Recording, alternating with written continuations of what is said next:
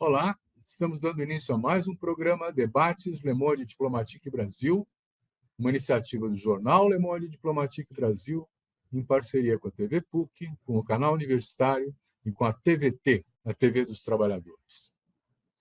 Hoje nós vamos tratar da educação da nossa juventude.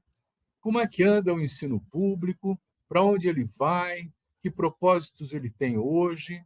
Está melhorando? Está piorando? O que está acontecendo numa situação em que esses jovens estão muito vinculados às redes sociais, uma situação em que está sendo questionado algumas matérias por questões ideológicas? Vamos tratar disso com muito carinho e, para isso, nós convidamos uma especialista na área.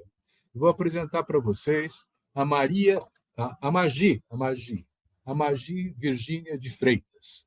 A Magi Virgínia de Freitas é socióloga, ela é mestre em educação pela USP e é coordenadora geral da Ação Educativa, uma importante ONG que trabalha com educação no Brasil. Magi, muito obrigado por estar aqui com a gente. É um prazer receber você no nosso programa. E vamos aproveitar, então, esse momento para trocar um pouco informações e alimentar os nossos telespectadores com uma visão que é uma visão, um olhar de fora desse sistema, mas que está atuando muito proximamente de tudo isso, né? Então, Obrigada, Magi, Silvio. Eu agradeço o convite. é um prazer. Queria que você começasse contando um pouco o que faz a ação educativa, para que depois a gente entrasse na discussão da educação mesmo, né? Legal, vamos lá. Prazer, obrigada pelo convite, um prazer estar aqui. A Ação Educativa é uma organização da sociedade civil que está completando 30 anos esse ano, né? Então, a gente já tem uma longa trajetória e também, vamos dizer, que é decorrente de uma trajetória ainda maior, porque o núcleo que funda a Ação Educativa ele trabalhou junto durante 20 anos, né, de 74 a 94, no âmbito do CEDI, o Centro Ecumênico de Documentação e Informação, vinculada na perspectiva da educação popular. Então, esse grupo, que já tinha 20 anos de trabalho conjunto, funda a Ação Educativa. Então, isso já diz um pouco sobre nós, né? Temos uma origem ali na história da educação popular. Mas, a partir da educação popular, a ação educativa se formou, foi criada para atuar na defesa do direito à educação e dos direitos da juventude, né? Mais tarde entra o direito à cultura, né? Veio se constituindo, mas no momento da fundação era esses dois campos de atuação. E desde então, o que sempre nos orienta é a defesa dos direitos, e no campo da educação, esses direitos estão vinculados desde entender onde estão as desigualdades, quais são as políticas necessárias para promover equidade, a necessidade de financiamento público, a valorização da educação pública. Esse é um campo que a gente sempre trabalhou, a gente trabalhou aqui, como é que a gente diz, incubou aqui na Ação Educativa, a campanha nacional pelo direito à educação, que hoje tem uma larga trajetória importantíssima na defesa do direito à educação. A gente contribuiu para criar a ideia do custo aluno-qualidade, que o financiamento da educação tem que garantir qualidade, e que qualidade implica vários elementos. Então, desde essa atuação, que diz respeito às condições materiais, mas também a gente vem atuando na disputa do que é qualidade de educação, sempre vinculada à ideia da participação, da valorização dos profissionais da educação, da liberdade e da promoção de equidade, né, que trabalhar a qualidade da educação implica enfrentar as desigualdades de raça, de gênero, de território, de classe, de orientação sexual, enfim. Então, são essas várias agendas, e aí a cada conjuntura a gente vai, certas agendas puxam mais para um lado ou para o outro, e temos, desde o início, uma forte vinculação com a educação de jovens e adultos, com a defesa do direito, até por essa história da relação com a educação popular, né? Então, é bastante amplo. Imagina, então vamos começar pela educação de jovens e adultos e depois a gente vai para o ensino médio. Como anda a educação de jovens e adultos hoje, hein? A educação de jovens e adultos pública anda mal, eu diria, na perspectiva de que ela vem sendo enxugada. Veja, há uma noção, há diferentes visões na sociedade sobre o significado da educação de jovens e adultos. Para nós, trata-se de um direito de todas as pessoas, está na Constituição, inclusive, né, de aprender ao longo da vida. Mas há uma visão mais economicista de que vamos restringir o recurso para investir nas crianças, né, que ainda tem os adultos, deixa para lá, né? E, enfim, então, não é todo mundo que valoriza. E, no momento em que há restrição de recursos, eles, em grande parte dos governos, de secretarias, são direcionados para a educação do ensino fundamental, do ensino regular, vamos dizer assim. E a educação de jovens e adultos vem sofrendo com a falta de recursos. E nós temos, ultimamente, né, uma valorização, e aí, do ensino fundamental regular, desculpe, do ensino médio regular, a valorização e a criação das escolas de tempo integral, que pode ser muito bom para uma parcela da população. Mas as escolas, quando ampliam sua carga horária, elas diminuem a quantidade de alunos, e elas, muitas vezes, têm fechado seus cursos noturnos, ou restringido. E, para a educação de jovens e adultos, é fundamental ter disponibilidade de matrículas nos vários horários. Você tirar matrículas, tem matrículas, eles dizem, tem, mas tem no diurno. Grande parte da população adulta, que é trabalhadora, não vai conseguir ir. E o que tem acontecido é, muitas vezes, de nuclear. Então, a demanda está pouca. Veja, para os adultos, eles precisam sentir, eles precisam ser, de alguma, não para todos, mas uma boa parte deles precisa ser chamado à escola. Eles precisam entender que a escola os quer, né? Que a escola está de portas abertas, é preciso fazer uma busca ativa. Na ausência disso, grande parte se retrai, não é para mim, não estão me querendo. E aí os gestores falam, não tem demanda, né? Não tem demanda, sim, não tem gente ali batendo na porta por causa disso. Então, não tem demanda, vamos então, tem 10 alunos aqui, 10 ali, vamos juntar tudo num bairro mais central. Aí os outros não conseguem ir, porque está distante, né? Então, há uma precarização que só afasta essa população, e que, quando a gente precisaria, para atender essa população, ter alternativas muito variadas, pensando as diferentes situações de cada um, as diferentes demandas, né? E o que a gente vem tendo não é isso. Tem, agora, no âmbito do governo federal, tem um esforço, um pacto de valorizar na dimensão da alfabetização, mas grande parte dos governos estaduais e municipais tem menosprezado a educação de jovens e adultos. Isso que eu ia perguntar para você. De que governo é a responsabilidade da educação de jovens e adultos? É do governo municipal, é do governo estadual, é do governo federal? De quem que é? Municipal e estadual, né? A responsabilidade do governo federal é oferecer as diretrizes, políticas, incentivo, mas não no sentido da manutenção, da abertura das escolas, da garantia das vagas, né? Aí são os governos municipais e estaduais. Vocês Então, acompanham isso vai... também? Oi? Vocês acompanham também o financiamento? Está caindo a verba? Está mantida?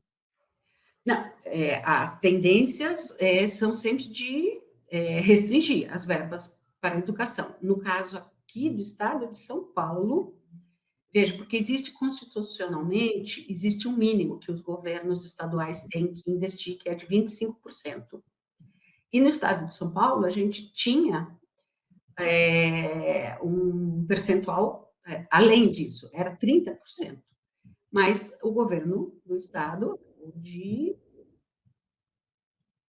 não me engano, é uma PEC, diminuindo para 25%, sem uma diminuição de recursos, sem uma discussão pública, e com repressão. A discussão aparece, a proposta aparece, já é colocada em votação, o governo tem uma ampla maioria ali na Assembleia Legislativa, e para os estudantes, para os educadores, o que sobra é a repressão, aqueles que ousam questionar, discutir. Então, a educação é uma das áreas que vem sofrendo os ataques, né, nos vários níveis, né, de restrição de recursos, em nome do arcabouço fiscal, né, dessa política que a gente está enfrentando aí, né? Pois é, mas essas matérias, bom, a educação de jovens e adultos é uma coisa, o ensino médio é um pouco diferente, né? Mas eu Isso. queria que você fizesse também uma avaliação do ensino médio. Como é que ele anda?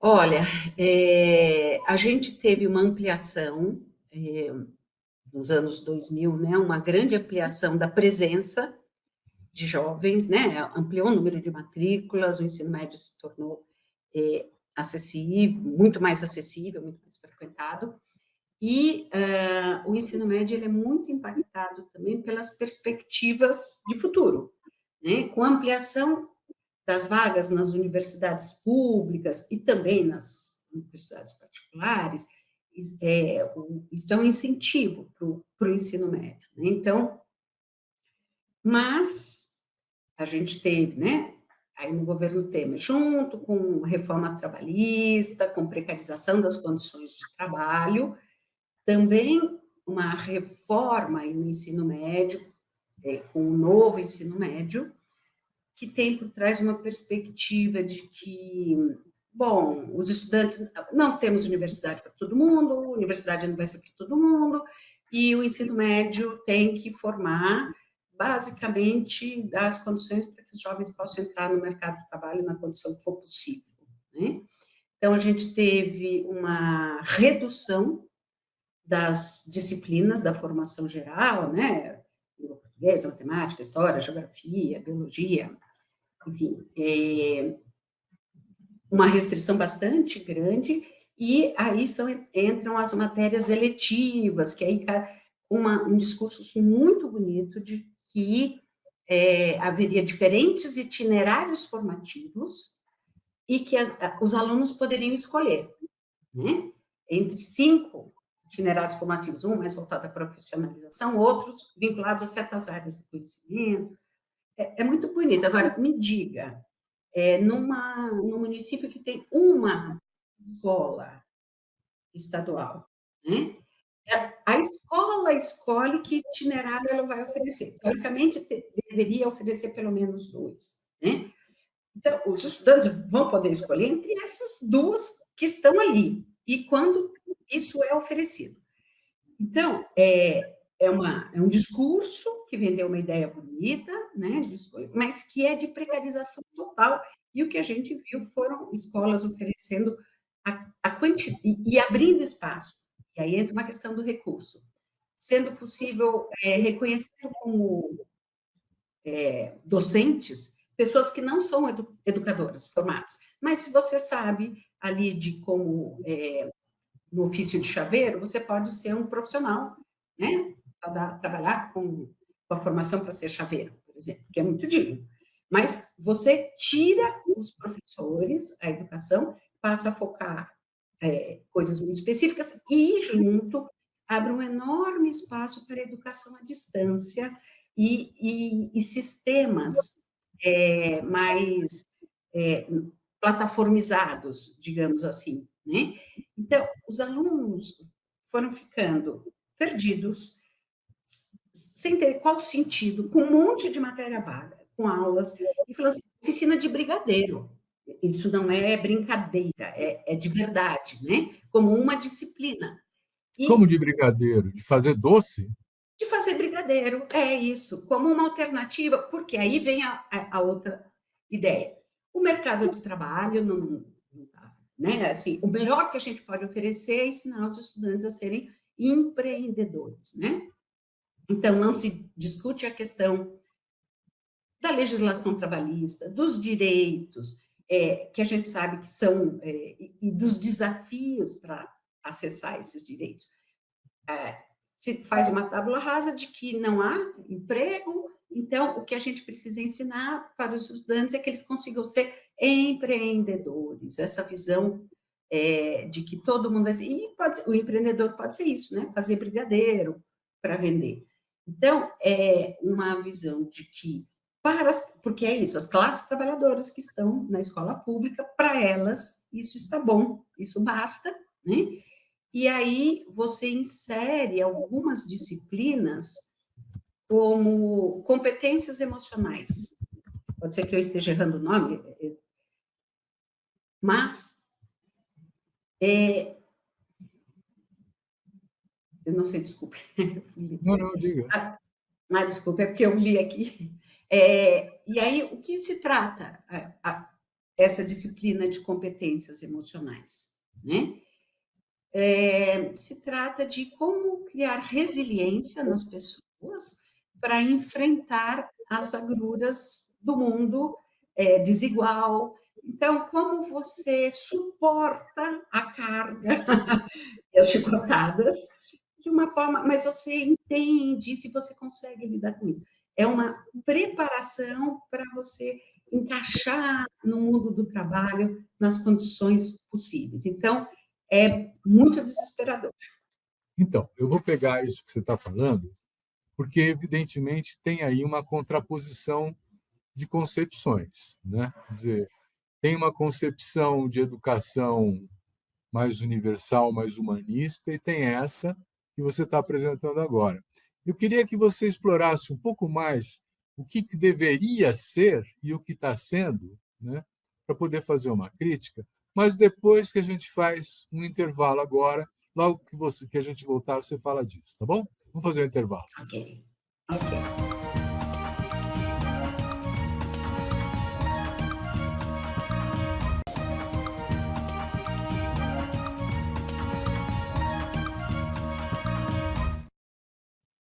Mas esse ensino secundário sempre foi assim? Ou ele tem mudado? E tem mudado para onde? O que você defende como educação para o ensino médio?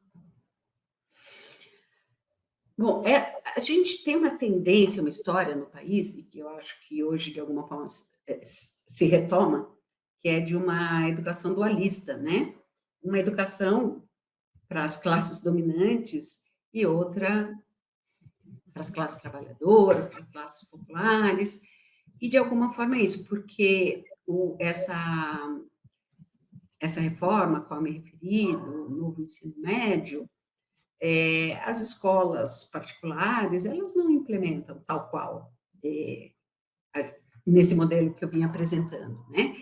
Ela acaba sendo um barateamento da educação voltado para a educação pública, né?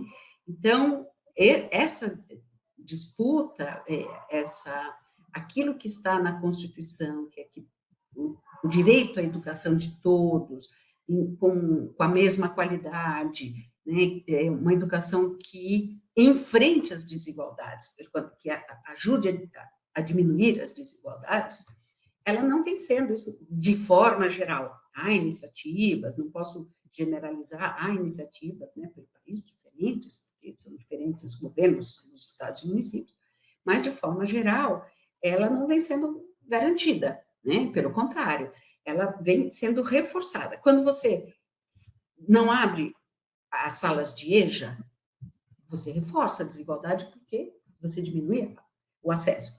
Mas não só para a EJA. A política de educação integral, vou pegar aqui, porque isso hoje é trabalhado, educação de tempo integral, escola de tempo integral, como a grande maravilha, né? Porque é mais tempo de educação. Quando você olha fechadinho, ok, mas ignora que grande parte dos estudantes no ensino médio já trabalha. E muitas vezes não consegue. Então, você põe para fora um tanto de estudantes. Aí você fecha a sala no noturno, você põe para fora também. Então, a gente tem que pensar a escola para quem? Tem que olhar para quem são os jovens, quais são as suas realidades, quais são as suas condições para criar as escolas adequadas. E depois é fácil, você vem e fala nos testes, nas avaliações generalizadas, né, que em larga escala, que comparam as escolas, como os alunos estão em português, matemática, aí vem e fala, essas escolas aqui foram bem avaliadas, seja de tempo integral ou algumas militarizadas, porque nós também temos este problema hoje, que é a da militarização. O que se faz, muitas vezes, nessas escolas, é que elas acabam fazendo uma peneira, uma seleção por diversas formas, porque passa a cobrar taxas, porque criam ambientes pouco acolhedores, por exemplo, para jovens negros, porque não pode soltar o seu cabelo afro, tem que manter preso, não pode usar certo tipo de roupa, enfim, aí você cria umas escolas que são ditas, tá vendo? Aqui é melhor, mas elas estão colocando muita gente para fora. E as escolas, elas deixam, neste modelo, e que eu acho que deveria acontecer, de dialogar, de oferecer os instrumentos, as ferramentas, tanto de compreensão do mundo, mas também de refletir sobre as possibilidades de futuro. Existe hoje no novo ensino médio uma disciplina chamada projeto de vida, né?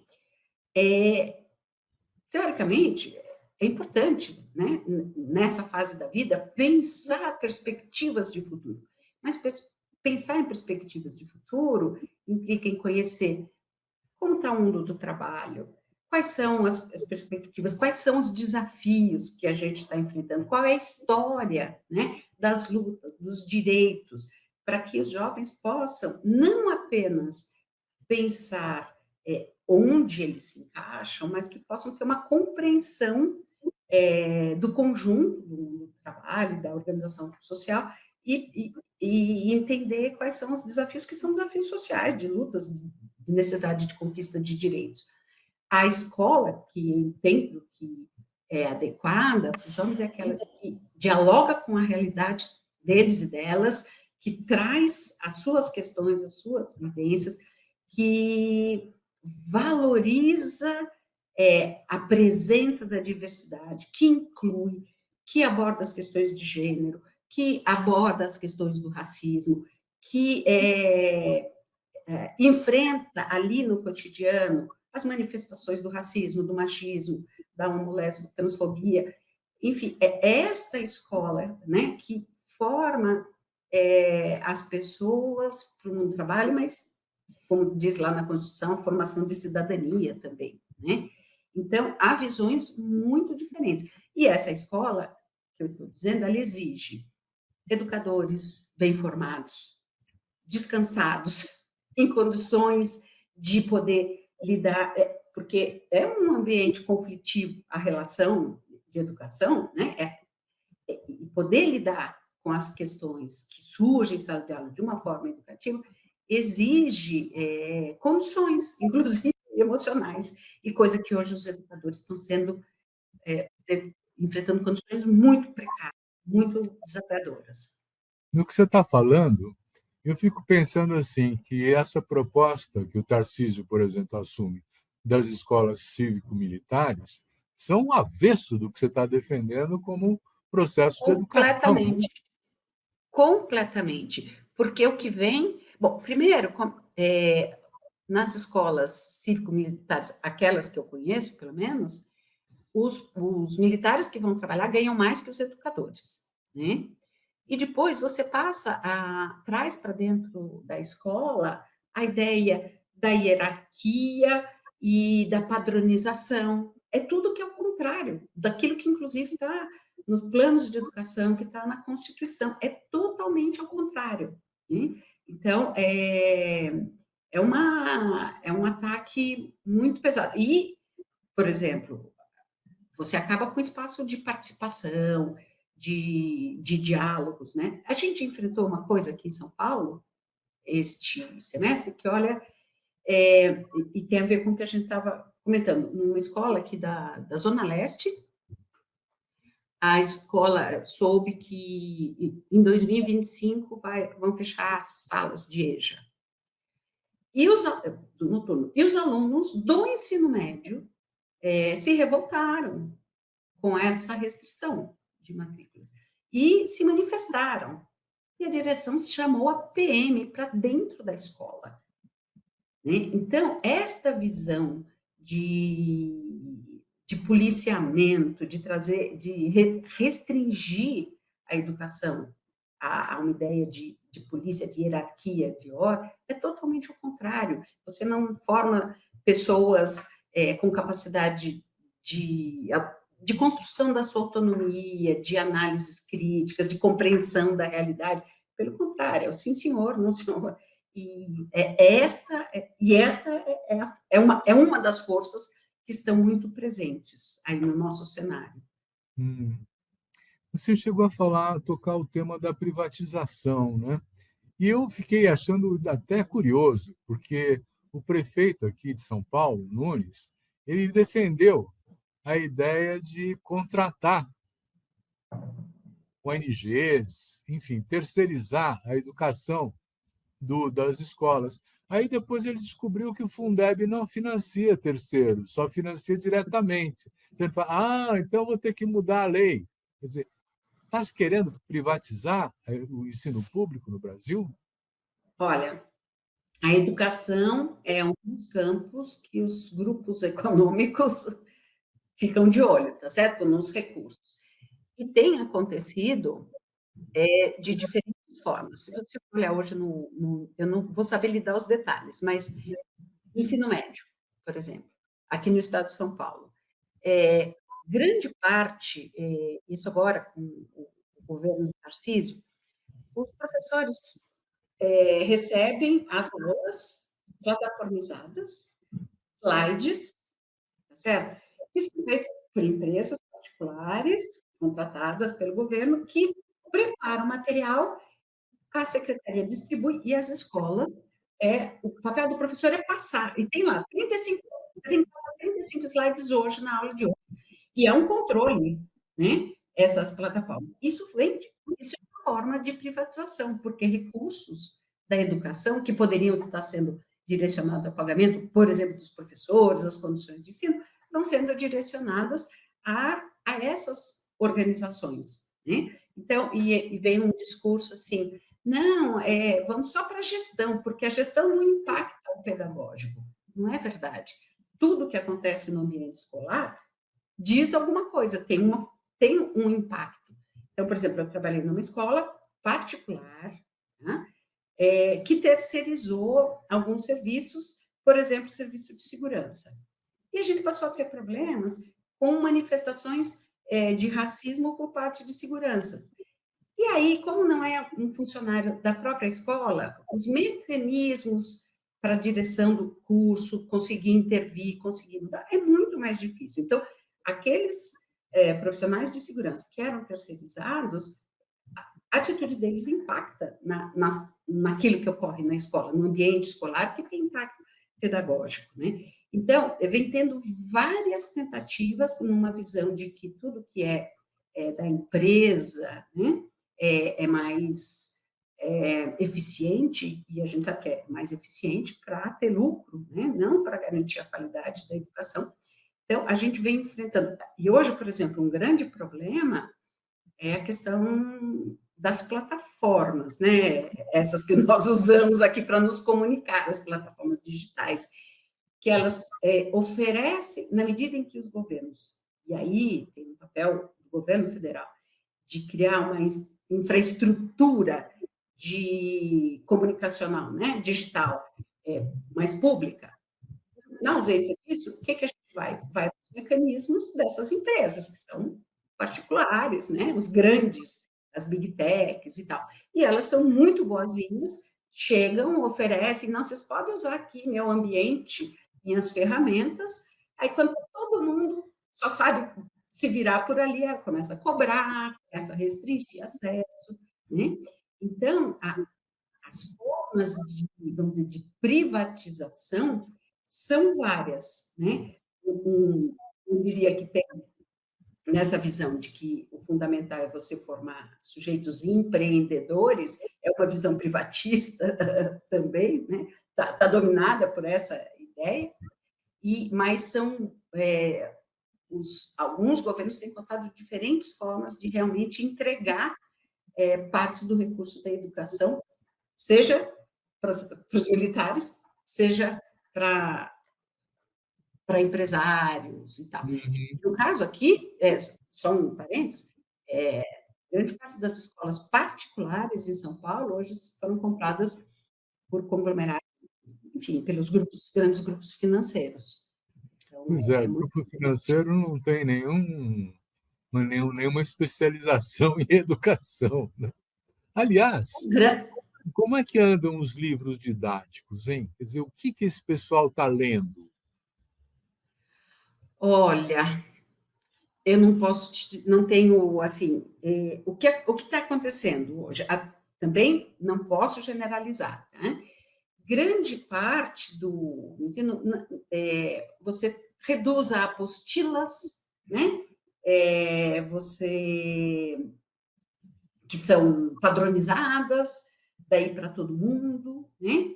E aí a escolha dos livros didáticos vai variar muito em função da orientação dos governos, né?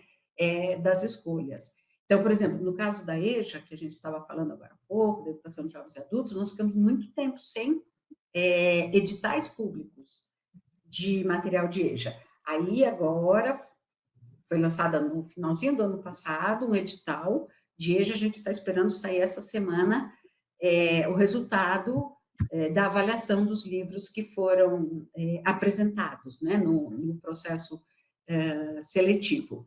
Mas há muitas variedades e há uma questão de censura muito forte hoje. Muitas vezes, nós temos uma autocensura, porque esse é um problema que aí perpassa todos os níveis de ensino, que os ultraconservadores têm criado um pânico moral em torno das questões de gênero. Já há 10 anos eles se organizaram, e aí muito se fala das igrejas evangélicas, mas não só das igrejas evangélicas, mas também de cristãos conservadores que foram para as assembleias legislativas, que eram as câmaras municipais, no momento em que se votavam os planos estaduais e municipais de educação, para impedir, para proibir a abordagem de gênero nas escolas, né? E esse vem sendo um retrocesso muito grande, e eu sei, muitas vezes, que as próprias editoras procuram, com seus autores, já fazem uma certa censura, muitas vezes, para tirar esses temas que são sensíveis e acabam promovendo, dificultando, ou, às vezes até impedindo a abordagem dessas questões que são fontes de desigualdades, né, no nosso país, na nossa sociedade, mas acaba impedindo essa abordagem nas escolas. Tá. Nós vamos fazer mais um intervalo e já voltamos.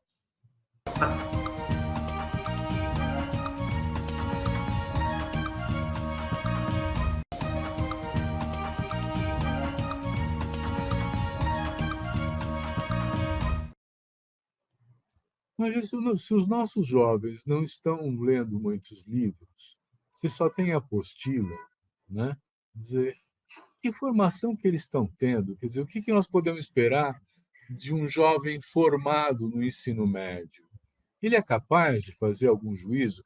Porque, olha, também tem outra questão, quer dizer, eles não são burros. Todos eles têm a sua capacidade de entender o que se passa. Já houve até alguns momentos, acho que uns 6, 7 anos atrás, da ocupação das escolas para discutir pelos estudantes, para debater o currículo, né? Quer dizer, então nós não Sim, estamos assistindo um bando passivo. Como é que você vê isso? sim. Não, eu não posso generalizar que eles não estão lendo, que as escolas não estão oferecendo, porque há perspectivas diferentes. Eu estou muito impactada aqui pelo estado de São Paulo, né, por o que está acontecendo aqui. Mas isso não é generalizado. Professores resistem, professores oferecem alternativas, há muitas resistências, há muitos trabalhos muito ricos. Então, me permita dar um exemplo. Por exemplo, eu falei agora há pouco dos ataques à agenda de gênero. a gente, para enfrentar isso, criou, por exemplo, um edital para premiar planos de aula onde os educadores abordem a questão de gênero. Então, com isso, a gente recebe um monte de experiências que são realizadas pelo país, essas experiências são avaliadas e são aquelas as consideradas melhores, é um comitê que avalia, né, um comitê bastante plural, elas são premiadas e a gente faz uma cerimônia de premiação, a gente coloca isso num banco de planos de aula que é acessado por milhares e milhares de pessoas. Então, há muitas resistências, há muitas coisas muito ricas acontecendo, e também por parte dos estudantes. Acho que vale dizer que um ano e meio, mais ou menos, na ação educativa, nós lançamos um edital para apoiar iniciativas de jovens estudantes do ensino médio, iniciativas coletivas, voltadas à sua escola. E a gente apoiou durante um ano e pouco 10, 11 iniciativas, algumas da cidade de São Paulo, algumas cidades do interior, e o que é muito grande parte delas, bom, voltavam às questões de raça e gênero, das suas identidades de raça e gênero, e algumas delas era, inclusive, de formação de biblioteca na escola, nessa perspectiva. Projetos maravilhosos. Esse projeto, por exemplo, que formava a biblioteca, com o recurso do projeto, inclusive, o grupo foi para a Flip, em Paraty, foi acompanhar. Então, porque eles também não estão só dentro das escolas, né? Eles estão circulando em vários espaços e trazem questões que circulam, né? E há professores e professores, né? Muitos professores abrem portas, abrem perspectivas, né? Então, é importante você ter trazido essa questão para a gente não achar que é tudo terra arrasada, porque não é, né? Há muita coisa muito rica, né? Só para dar um exemplo, a gente tem uma parceria, no momento, com o governo, com a Secretaria de Educação do Maranhão, por exemplo, e que um dos projetos que a gente está desenvolvendo lá está envolvendo, são municípios com muitos quilombos, que concentram a população, tem município com mais de 80 quilombos, e onde, então, como parte do projeto, jovens quilombolas são contratados no projeto e eles estão fazendo o levantamento de saberes nas suas comunidades e trazendo isso para o diálogo com a educação que é oferecida nas escolas, as escolas desses mesmos territórios, né? Então, veja, quando a secretaria se abre para um projeto como esse, né, ela está fazendo uma escola viva, significativa para aquela população que está ali, que é uma educação que reconhece que ela não é única detentora de saberes, que tem os saberes das populações, das suas comunidades, né? Então, estou dando esse exemplo, que é um no qual nós estamos envolvidos, mas para mostrar que tem muita, não só resistência, mas muita criação, muitas iniciativas ricas e bonitas, emancipadoras, que trazem esperança. Eu conheço professoras, professores, são muito dedicados, apaixonados pelo ensino, não têm um salário bom, têm condições precárias, têm tudo que você imagina, e vão em frente, vão fazendo, né? Isso é muito bom, Exato. né? E, e a condição dos professores, como é que anda, hein? Olha, anda bastante difícil, no estado de São Paulo anda bastante difícil, Melhorou ou piorou? porque vem piorando. Conseguiu, né? Vem piorando. Porque, e aí eu não digo só da questão das condições de salário, mas, por exemplo, professores foram obrigados, por exemplo, nessa questão do ensino médio, para ter aulas, a pegar matérias das quais eles não fazem parte da formação dele, dessas matérias optativas. E aí é tudo, você entra numa sala de aula uma vez na semana, na outra, você vai perdendo essa capacidade de processo, de pensar, de criar, inclusive, uma relação mais produtiva com os estudantes, né? E eles, cada vez mais, e aqui eu também vou lembrar, estou falando aqui do que eu tenho colocado do Estado de São Paulo, dominados assim, por lógicas de produtividade. Tem que passar aquele tanto de slides hoje. E ali a secretaria fica sabendo se você passou ou não, porque é tudo plataformizado, então tudo é controlado, e ambientes extremamente opressores. Por exemplo, a Ação Educativa tem um projeto muito bonito chamado Tô no Rumo, que lá em 2008 nós fizemos uma pesquisa, nós, junto com estudantes, como pesquisadores, fizemos pesquisa em escolas públicas daqui de São Paulo para identificar questões, o que os estudantes esperavam no ensino médio. E uma das coisas que eles trouxeram naquela época é que eles queriam, sentiam falta que a escola dialogasse com eles sobre a perspectiva de futuro, aquilo que eu já tinha um pouco falado. Que as escolas não falavam de mais nada, é como se não existisse mundo, né? Enquanto, naquela época, minha filha estava no ensino médio, eu me lembro que na escola dela, particular, ela, nossa, todo dia, feira de profissões, coisas assim, e para os estudantes da escola pública, isso, para grande parte deles, não era para todos, mas isso não estava colocado. E, a partir daí, nós desenvolvemos uma metodologia em parceria com estudantes, com professores e com especialistas na área de orientação profissional, uma metodologia muito rica, muito linda e participativa para os professores trabalharem as questões do mundo do trabalho junto com os estudantes. Bem, isso funcionou até 2, 3 anos atrás. Nós tínhamos parcerias com várias escolas públicas que recebiam os nossos materiais, a gente dava assessoria e elas implementavam essas oficinas junto aos seus estudantes. Hoje a gente não consegue mais, porque as direções das escolas não conseguem abrir esse espaço, porque está tudo ali previsto, ajustado, e não há espaço para a participação de uma ONG que vai trazer uma perspectiva de uma reflexão crítica para os estudantes. Então, desse ponto de vista, muito mais controlado, muito menos aberto à reflexão e muito controlador, e grande parte dos estudantes, dos estudantes também, mas grande parte dos educadores com muitas questões de saúde mental, com muito sofrimento pelas condições enfrentadas. É bem difícil. E eu acredito também que eles comecem a ter medo, né, de serem repreendidos por adotar agendas que estão proibidas na educação.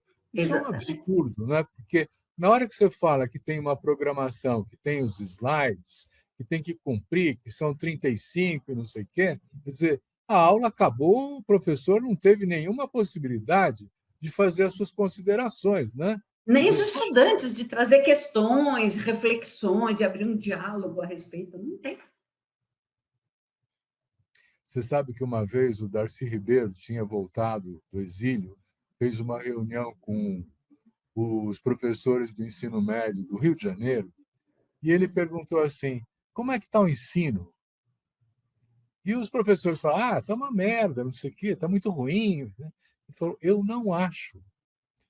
Uma educação que coloca 2/3 dos estudantes na escola e ensina o lugar que eles devem ter na sociedade, está funcionando.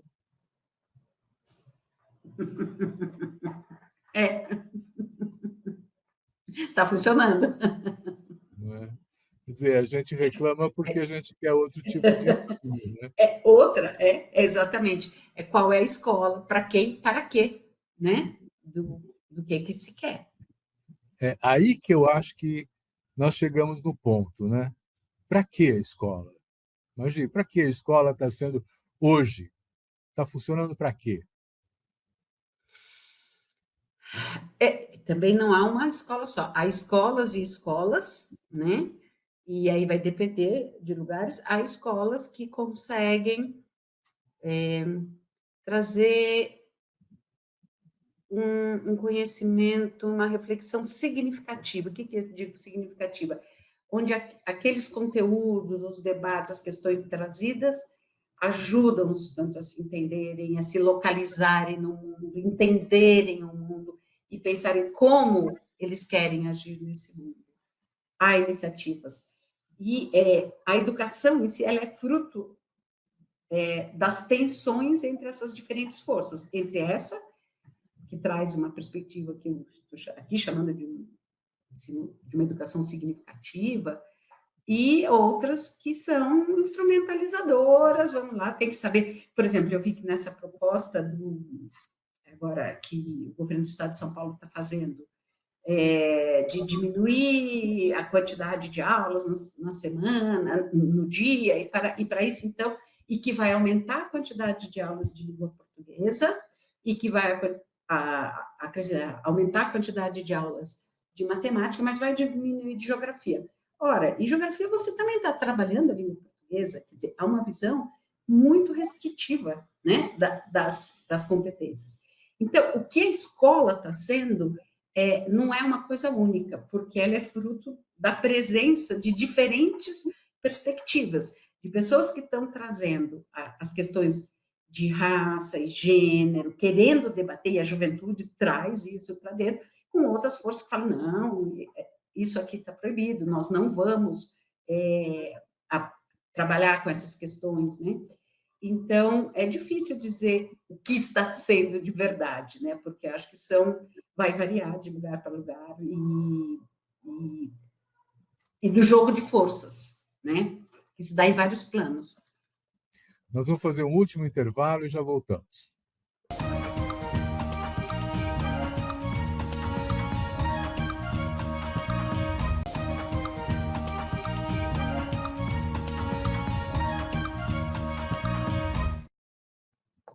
Mas de tempos atrás, eu li que os meninos, os jovens, os adolescentes japoneses, eles estudavam 3 vezes mais que a gente, que os nossos. Tinham um período integral e ainda estudavam também no sábado, né? E aí, supostamente, eles seriam muito mais competentes e capazes, né, que os nossos jovens. Você acha que a carga horária é compatível com uma formação esperada? Olha, eu acho que a carga horária é um dos elementos, né? Precisa ter o tempo suficiente, mas, principalmente quando a gente está falando de jovens, eu acho que é preciso também garantir o tempo da vida. Hoje a gente tem um movimento vida além do trabalho, né? Contra a escala 6x1, e é preciso também garantir aos jovens vida além da escola, né? Essa visão também de que jovens devem ficar quase que internos, né? Eu acho que não é isso. Eu acho que, não sei dizer, não tem um parâmetro de qual é a carga horária ideal, né? Mas ela tem que permitir os jovens viverem a sua vida. No caso, por exemplo, do Brasil, é muito diferente você pensar qual é a carga horária para jovens que não trabalham, né? E jovens que trabalham. E aqui tem uma dimensão que é da necessidade, mas também a dimensão da vontade, porque o trabalho também traz construção de autonomia ali no âmbito da sua unidade familiar. Então, eu acho que não tem, eu não diria, não sou uma especialista no tema, não é um tema sobre o qual refletido tanto, mas, por exemplo, na escola que eu dei aula, para a turma de jovens e adultos, o movimento que a gente foi fazendo foi de restringir a carga horária. Para quê? Para caber na vida dos alunos. Porque de pouco adiantava a gente manter uma que não cabe na vida deles, delas. Então, é preciso pensar, né, de acordo com aquilo que é a realidade dos estudantes. Eu, pelo menos, não considero que tem um padrão, uma medida que seja ideal, né? Outra coisa que eu também queria te ouvir é o seguinte: se a gente for olhar os bairros, principalmente os bairros da periferia, né, um dos equipamentos públicos mais presentes é a escola, né? Sem Quer dizer, dúvida. claro Uhum. que os equipamentos, por exemplo, das igrejas evangélicas estão muito mais disseminados, tal. Mas quando a gente fala em equipamentos públicos, Público. né, a escola é um deles. Quer dizer, você você entende que esses equipamentos estão sendo aproveitados pela comunidade também? Ou eles só ficam para dar aula e estão fechados em todos os outros momentos? Há muito, até onde eu acompanho hoje, aqui em São Paulo, muito menos do que já foram, né? Havia programas, né, de ocupação das escolas aos finais de semana. Grande parte, por exemplo, aqui na ação educativa, na nossa área, agora não falando da educação, mas na área da juventude, no trabalho com jovens, uma das nossas linhas de trabalho é o apoio a coletivos juvenis, né, nas suas iniciativas. E ao longo da história, grande parte dos coletivos juvenis buscavam desenvolver as suas ações junto a outros jovens, usando o espaço da escola. E as escolas muitas vezes se abriam, né?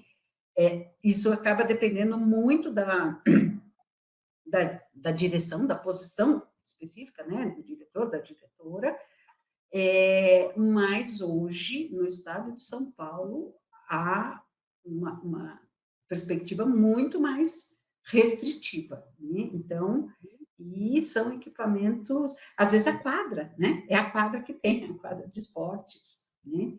É, e a gente trabalha muito com a importância da escola se reconhecer como um equipamento, como no âmbito de uma rede, né, de serviços, de direitos da criança e do adolescente, né, e muitas vezes a orientação das secretarias e de parte das direções é de se fechar, é de ter medo, que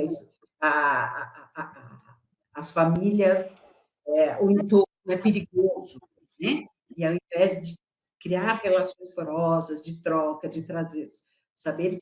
Agora, as escolas que fazem isso, quando conseguem, quando a política permite, elas ganham muito, né, em qualidade de relação, em qualidade da educação mesmo. Né? Mas o tema da segurança está cada vez mais presente também, né? E eu tinha ouvido até que tinha as intenções de botar um detector de metal na entrada das escolas.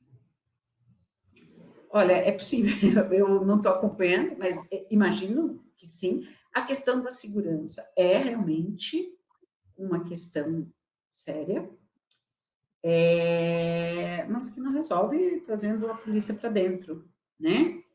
Então, é uma questão mais ampla e a gente tem visto que é muito desafiador para nós, ao mesmo tempo que cresce a violência policial no estado de São Paulo, cresce também a violência, os índices de violência, vários, quer dizer, ela não diminui, né? Então, este é um enorme desafio numa sociedade que, especialmente nos últimos anos, né, com setores políticos valorizando o enfrentamento, a distribuição de armas, né, a política armamentícia dos últimos anos, né, de distribuição de armas, é um terror, né, coloca muitos problemas. Então, eu diria que a questão da segurança é realmente um enorme desafio e não acho que a gente vem enfrentando bem, não.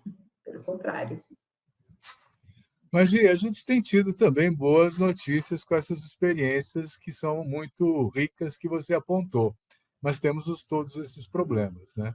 O nosso tempo É, foi acabando. Ele passou rápido passou. e não temos mais a possibilidade de continuar. Vamos continuar outro dia, então.